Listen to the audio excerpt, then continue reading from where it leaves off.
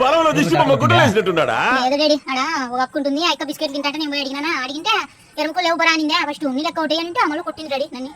మన అక్క ఎవరికి చెప్పుకోవట్లేదు అక్క ఎవరిని ఏంది కొట్టలేదు డాడీ, నన్నే కొట్టి పంపించింది. నువ్వు అక్క కొడతావా లేదా? మళ్ళీ అక్క కథ వాళ్ళ కథ ఇప్పుడు పోయి పదాం. ఎరముకు ఎర్రగా అయింది డాడీ, నాకు సన్న కోపం రాలట్లే, ఏం కోపం వస్తుందట్లే, ఎర్రగా అయింది.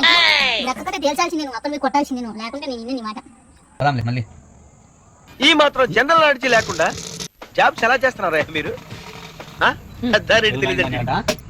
హలో, ఎవరు?